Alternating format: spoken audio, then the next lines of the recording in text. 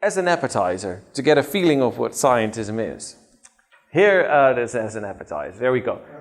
Here's a quote from Alex Rosenberg, the American philosopher of science. So he adheres to scientism and he defends it in detail. So here's what he says. If we're going to be scientistic, and you think we should, then we have to attain our view of reality from what physics tells us about it. Actually, we'll have to do more than that. We'll have to embrace physics, there it comes, as the whole truth about reality. We trust science as the only way to acquire knowledge. So that's the core claim of scientism. Science is the only way to acquire knowledge. So he says, I embrace scientism. It's the claim that only science provides knowledge, and he defends it. And here's another example. This one is slightly older by Skinner. So Skinner says, what after all have we to show for non-scientific or pre-scientific good judgment or common sense, or the insights gained through personal experience? It is science or nothing. There we go. So only science provides knowledge, and common sense or your own personal experience, that can't provide knowledge, that can't provide rational belief. That's by way of an appetizer. Okay, so let's be slightly more precise. What is scientism? There's this American philosopher, a really nice lady and great philosopher, I think, and her name is Susan Hack. She's written extensively on scientism.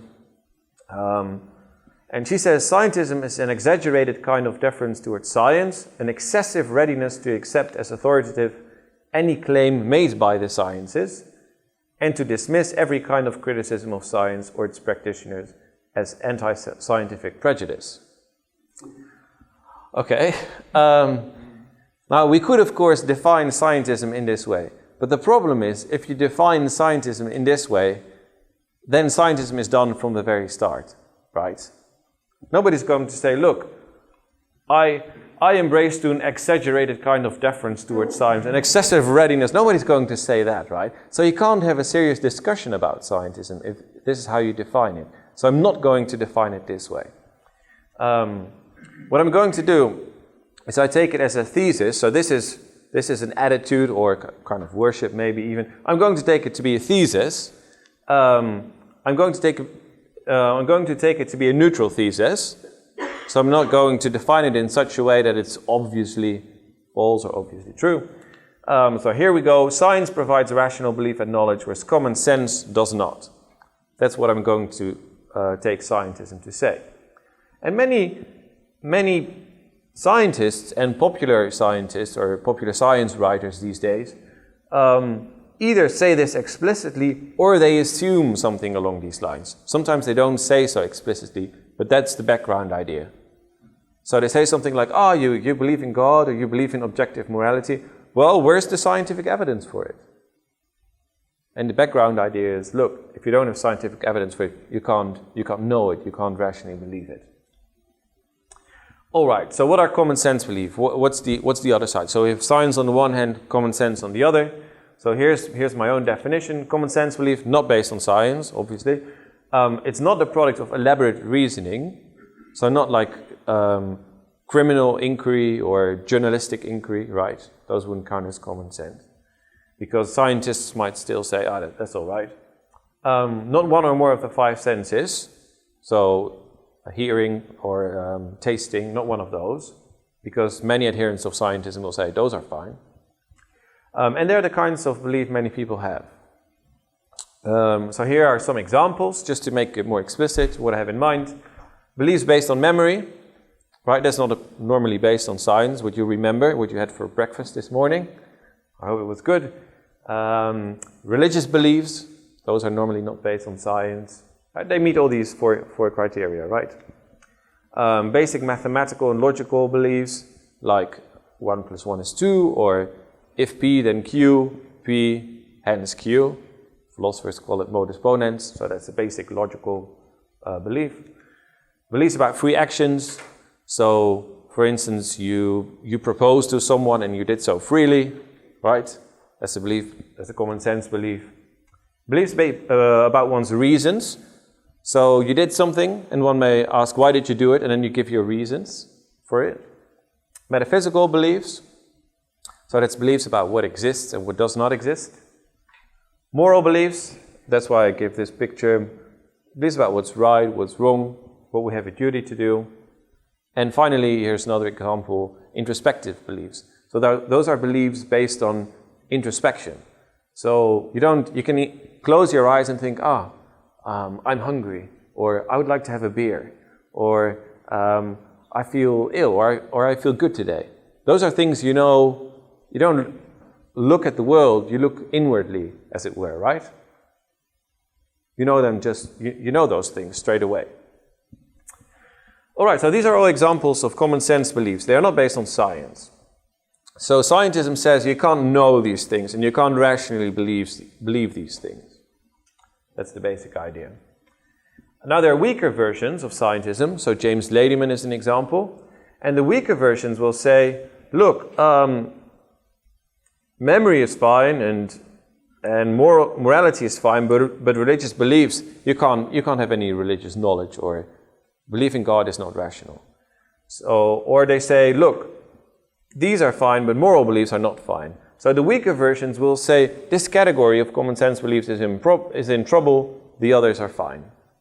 But the stronger versions will say all these categories are in trouble, right? They make a strong claim. All these categories, they don't provide rational belief or knowledge. All right, so here's one example this is Rosenberg again. So he wrote this interesting book, The Atheist's Guide to Reality, with the subtitle, I can't even read it. I think it's Living Life Without Illusions. Or does it? Yeah. Anyway, without illusions, that's the idea, right? Well, who doesn't want to live life without illusions? So he says scientism is the conviction that the methods of science are the only reliable ways to secure knowledge of anything, that science's description of the world is correct in its fundamentals. Science provides all the significant truths about reality, and knowing such truths is what real understanding is all about. Being scientific just means treating science as our exclusive guide to reality, to nature, both our own nature and everything else's. And people like Rosenberg are influential, right? Because they are good at science and they write popular science, and this is read by many people. So these people are influential. So I think we need to take this seriously. And people like Richard Dawkins will often tacitly assume something like this. He will say, oh, you have this idea, but that's just your feeling or your intuition or your experience. But what is there to be said for it from the scientific point of view? Do you recognize this kind of move? Right? Yeah. Okay. So what I'm going to do is consider 10 arguments that I've found in the literature or in videos or what people said to me in favor of scientism. So here's the first one. Science is highly successful. Why? Well, because science has discovered many truths that we would not have discovered without science, such as quantum mechanics, for instance. They are often extremely complex and detailed. General relativity, for instance. I mean, I know roughly what it says, but only very, very roughly. I don't get the details. It's just way too complicated for me. And sometimes they're in a way grand and unifying, such as theories about the origin of the universe or evolutionary theory. They explain a whole lot of things at the same time, right? A wide variety of phenomena. That's the idea. So Rosenberg says the phenomenal accuracy of its prediction, so science, the ability of science to predict, and its breathtaking extent and detail of its explanations are powerful reasons to believe that physics is the whole truth about reality. So he even boils it down to physics, right? So not even chemistry or psychology will do, only physics. Physics is that's the whole, because only the physical facts are the true facts in the end. Second one, scientific applications are everywhere. iPhones, computers, beamers, if they're working properly. I mean, science is everywhere in the world, right? In our everyday lives. And people are impressed by this, and rightly so. Does this give us a good reason to embrace scientism? No. Again, because it doesn't count against common sense, right? It doesn't mean that religious beliefs or moral beliefs don't constitute knowledge. And second, we should distinguish use from rationality. So even if science provides very useful things, such as iPhones and computers and airplanes, and common sense does not provide useful technological things, it doesn't mean that it's irrational. So usefulness and rationality are just two different things. We should not confuse the two. All right. Then there's the idea that scientific beliefs can be tested. This is what people say in defense of scientism. So what you can do if you doubt some scientific theory, you go into the laboratory and you test it, or you go into nature and you test it yourself. Whereas with many common sense beliefs, you can't test them. Well, two replies. Many common sense beliefs can be tested, right? So if I see a chair here, for instance, I can ask you about it, or if I remember something, I can ask people I know who were at the same occasion, and I can ask them about it. If I hold certain moral beliefs, I can explain to people why I hold those moral beliefs. I can ask them to challenge it. I can revise them, and so forth. They can't be tested in a laboratory way, right? That's true. But they can be tested in other ways. So they can be checked. They can be verified. And second, you might wonder, why I think that only testable beliefs are rational? Even in science itself, there are many beliefs that can't really be tested. So I don't see the reasoning behind this idea that something is rational only if you can test it. So I've argued elsewhere, I won't defend it here, but I think the very basics, the basics of science cannot be tested. So for instance, in science it says that we should prefer the theory that is simpler, right? So if we have two theories and one is complex and the other is simple, we should go for the simple theory, right? The simple formula. But that is something you cannot really test. That is a metaphysical commitment or a philosophical assumption. Okay. Next one. Scientific beliefs are counterintuitive. Here's what Lewis Wolpert says. So he's a British biologist. Sometimes he also looks happy, by the way.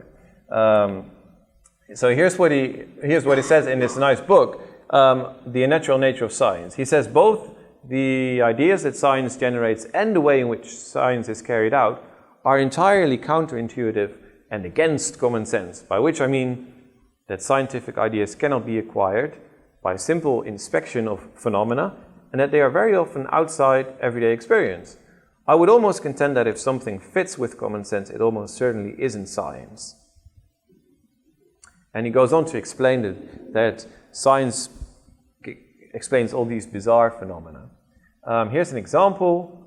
A friend of mine so he's a physicist, and he did some research in Switzerland. So this is the Lake of Geneva. And what they did is they took one electron and they shot it from one side of the lake to the other side of the lake. So far, so good. But it was never, ever in between those two places. So it was here, and then it was there, but it was never anywhere in here. That's what that's what he told me they did, right? So this is how things work on a quantum level. Bizarre things happen, or things can be at two places, bizarre things. My reply would be, yes, this is all true, but does this count against common sense? So I think people do hold beliefs about one object can't go from one place to another without being between those two places. But they think that about chairs or people or buildings, right? Horses.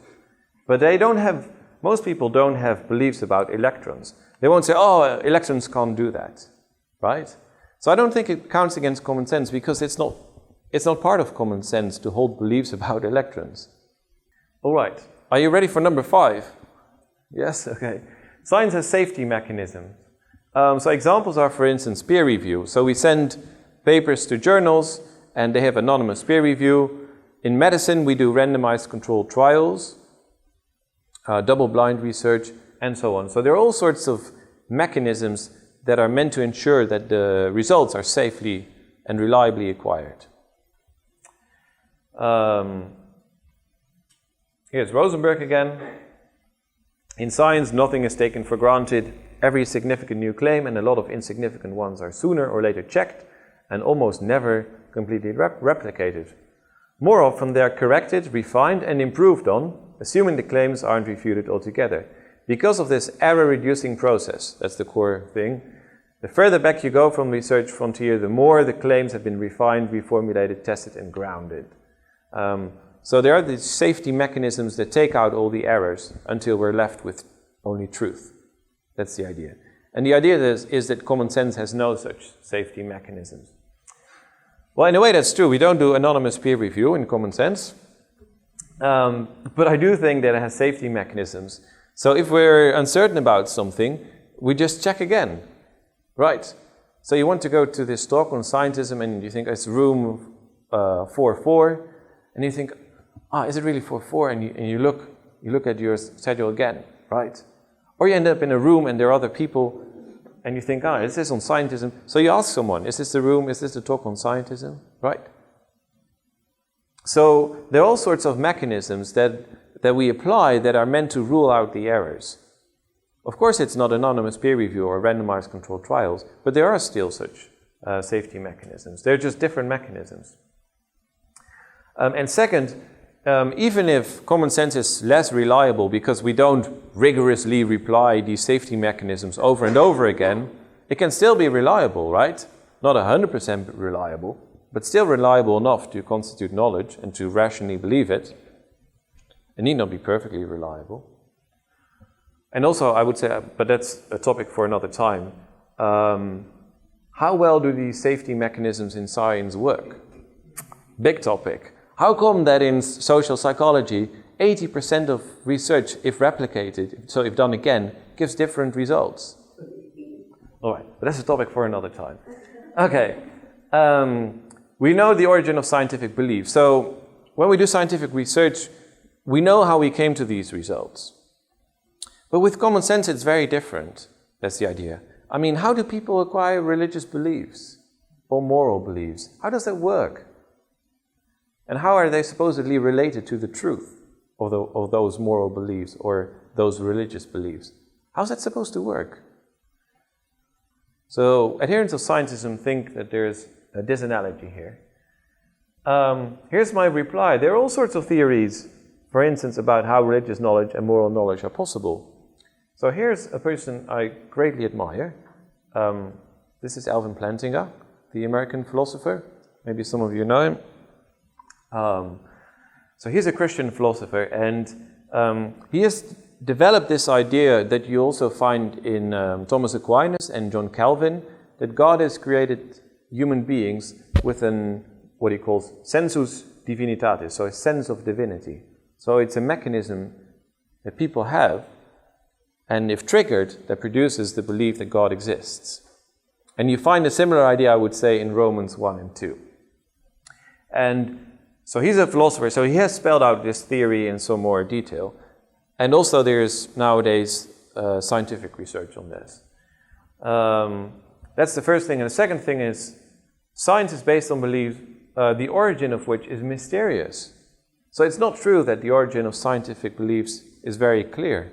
So take mathematical beliefs.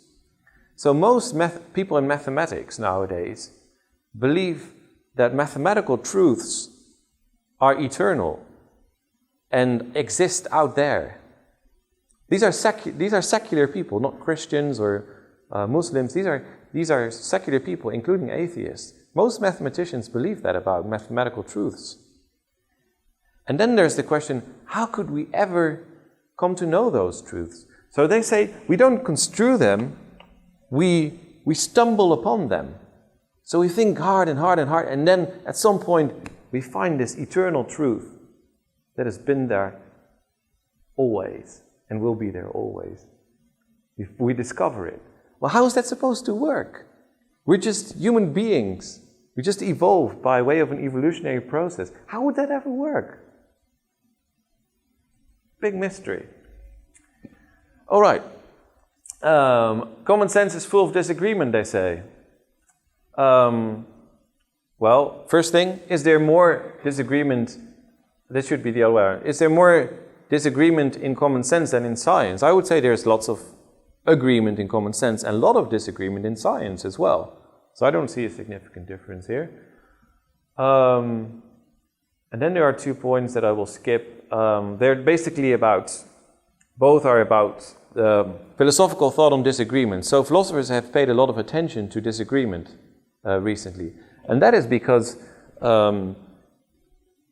people disagree on many moral and political issues. Take equal rights for men and women. So people in the West tend to think differently about that in comparison with many people in the Middle East. Does it mean that we don't know it, that it's not rational to believe such a thing? And many philosophers say, no, of course not. The fact that we disagree doesn't mean that it's irrational. So, the equal weight view versus the steadfast view, if you want to read some good old philosophy. All right, so now we get to so I said I'm going to discuss 10 arguments, and now we get to 3 arguments that I do take more seriously, because I don't think these actually show that scientism is true, but here's where the real action is. So here's where the real debate should be about. The other ones are just rubbish, really, if you ask me. But these I take more seriously. Okay, so the first one is that there are good evolutionary explanations of common sense, and more specifically evolutionary debunking explanations. And that means that there are explanations of why we hold these beliefs, say religious beliefs, beliefs in God, and it's an evolutionary explanation.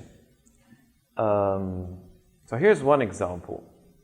The so-called hyperactive agency detection device, HADD. That's a nice term, isn't it?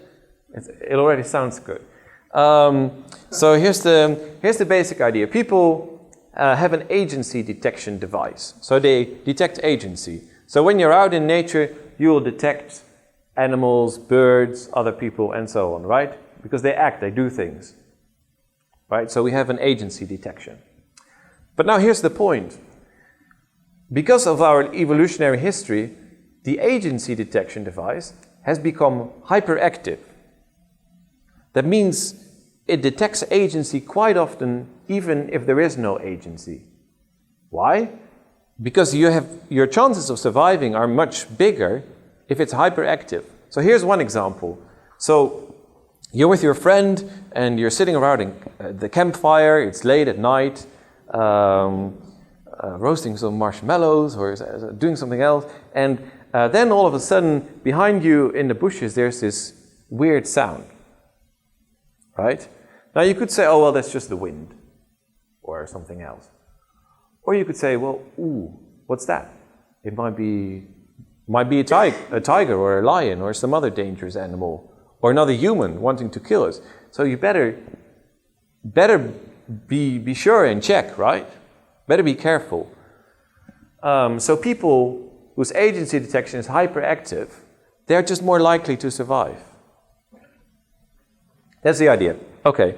So now what they say is, because it's hyperactive, it's going to see agency even if there is none. So here's one example. Some clouds. But what do some people do? What happens? Yeah. Can anyone say what happens? There's a face. Okay. So there's a face here. So there's a nose, forehead, moustache sort of thing. And so on, okay? So we tend to see faces where it's just a cloud, and we know we know it's just a cloud, right? But people tend to see faces. Why? Because it's hyperactive. And now the idea is, because it's hyperactive, we start to see God or gods even when there are no gods, right? We start to think, oh, there's someone who created all this, whereas it's just nature. It's just designed by nature, but not designed by God. Okay. Now there are various evolutionary debunking explanations, and they conflict with each other, but I don't think that's a problem, right? The fact that they conflict with each other is not a problem.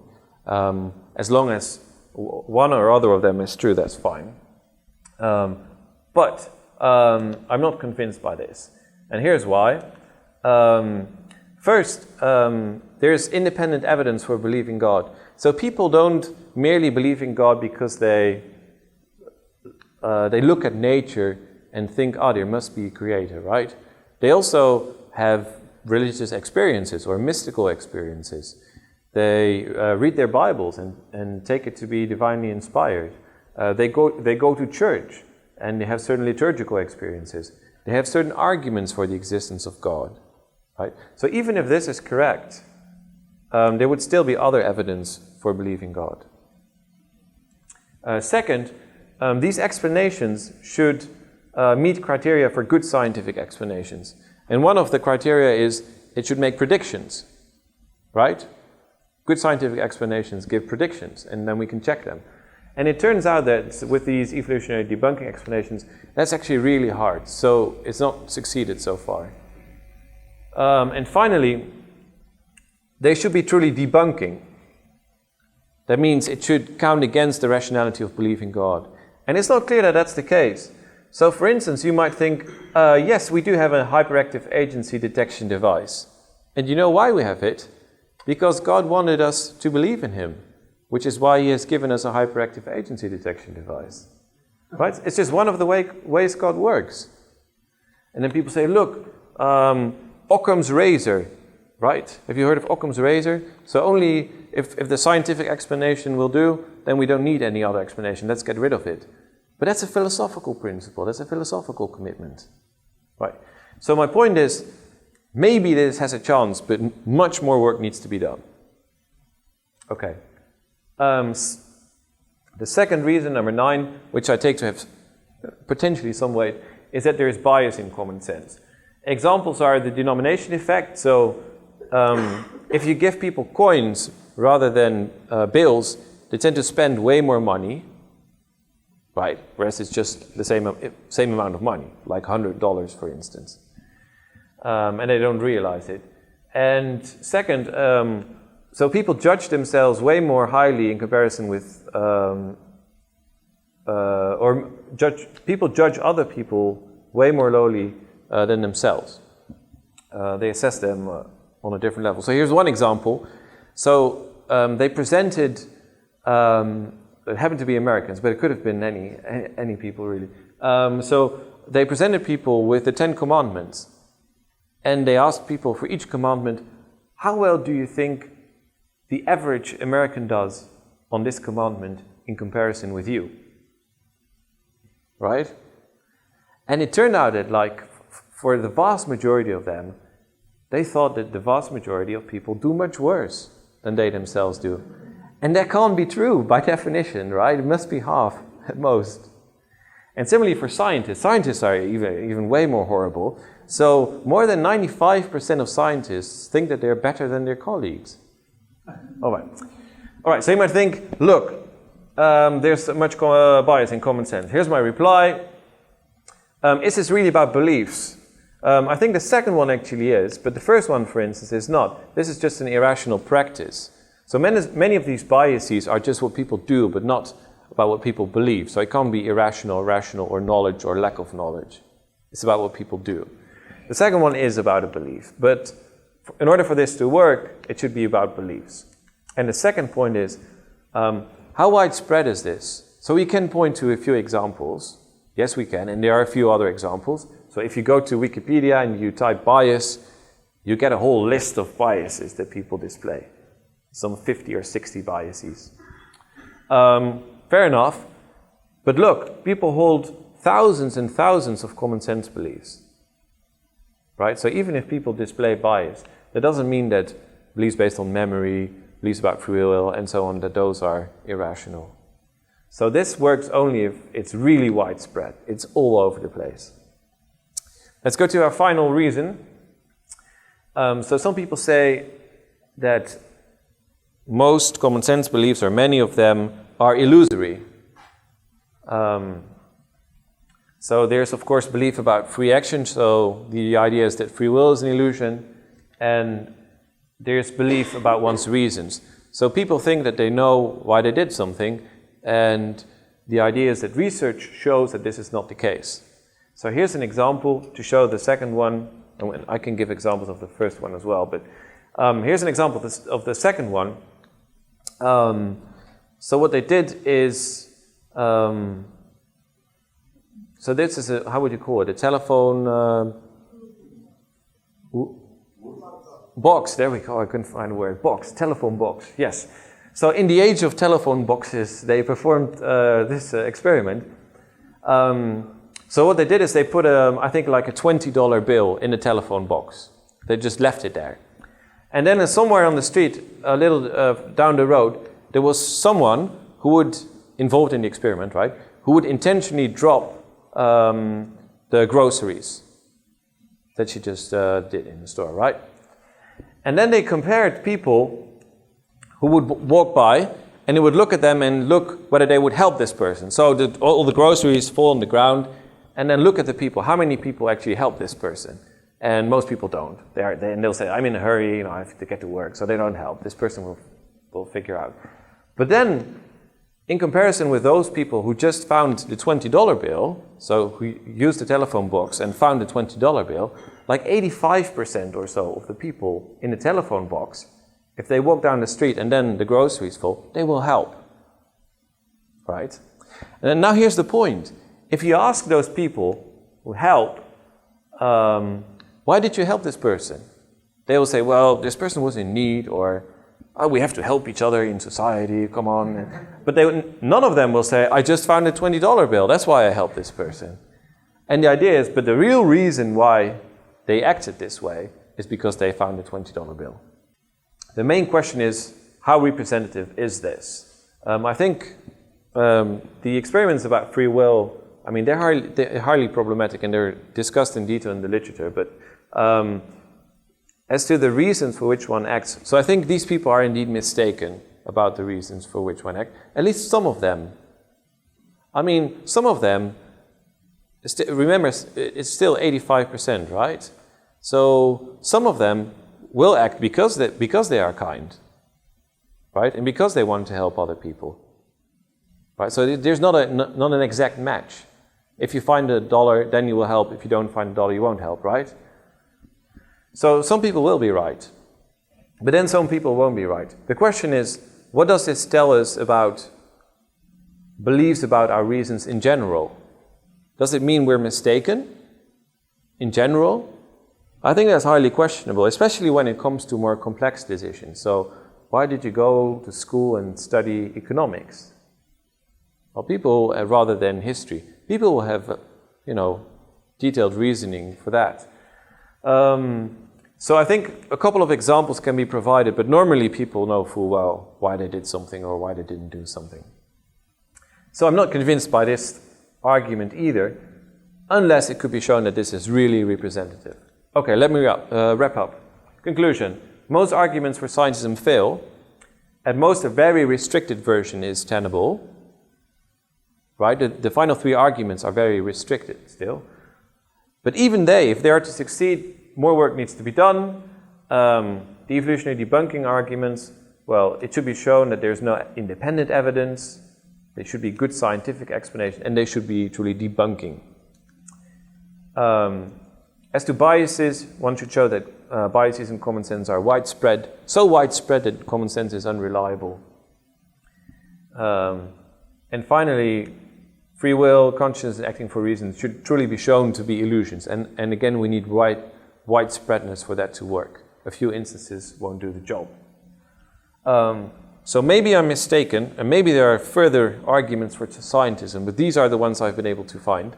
If you know more, please let me know. And thank you for your attention.